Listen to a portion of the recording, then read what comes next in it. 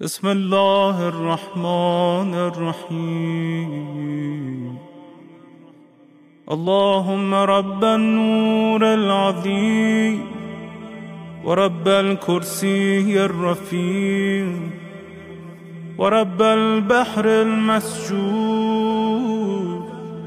ومنزل التوراة والإنجيل والزبور ورب الظل والحرور ومنزل القرآن العظيم ورب الملائكة المقربين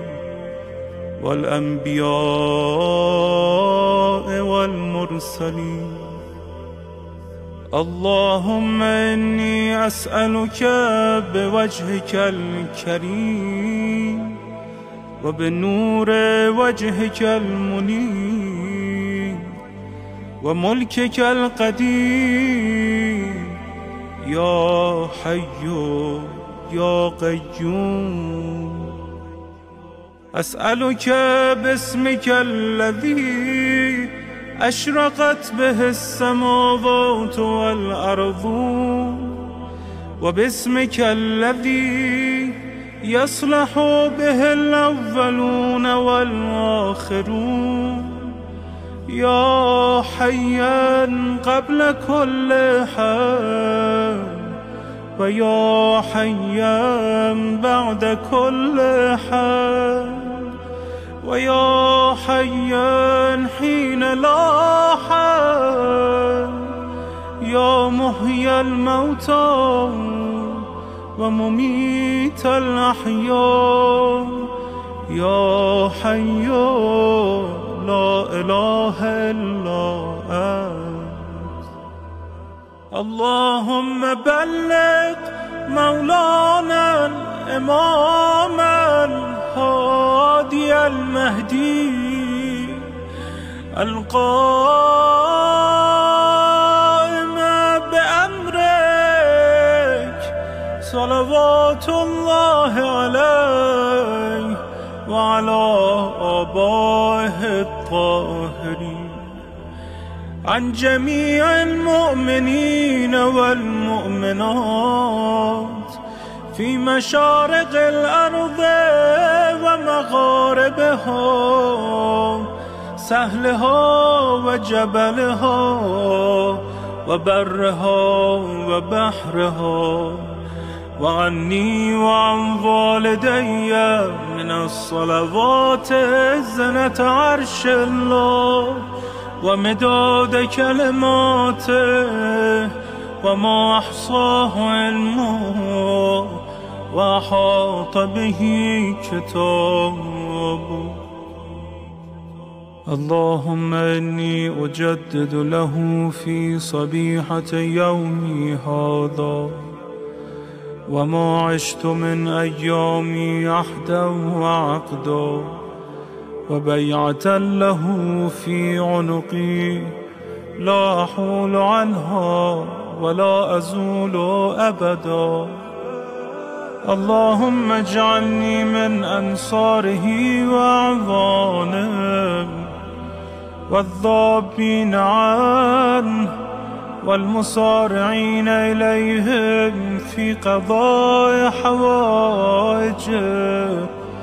والممتثلين لأوامره والمحامين عنه والسابقين إلى إرادته والمستشهدين بين يديه. اللهم إن حال بيني وبينه الموت الذي جعلته على عبادك حتما مقضيا فأخرجني من قبري مؤتزرا كفني شاهرا سيفي مجردا قناتي ملبيا دعوة الداعي في الحاضر والبادي. اللهم أرنا الطلعة الرشيدة والغرة الحميدة واكحل ناظري بنظرة مني إلي وعجل فرجه وسهل مخرجه وأوسع منهجه واسلك بي محجته وأنفذ أمره واشدد أزره واعمر اللهم به بلادك واحي به عبادك فإنك قلت وقولك الحق ظهر الفساد في البر والبحر بما كسبت أيدي الناس فأظهر اللهم لنا وليك وابن بنت نبيك المسمى باسم رسولك حتى لا يظفر بشيء من الباطل إلا مزقه ويحق الحق ويحققه واجعله اللهم مفزعا لمظلوم عبادك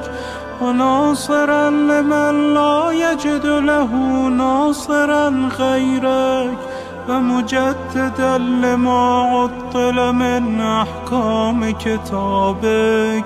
ومشيدا لما ورد من أعلام دينك وسنن نبيك صلى الله عليه وآله واجعله اللهم ممن حصنته من بأس المعتدين اللهم وسر نبيك محمدا صلى الله عليه وآله برؤيته ومن تبعه على دعوته وارحم استكانتنا بعده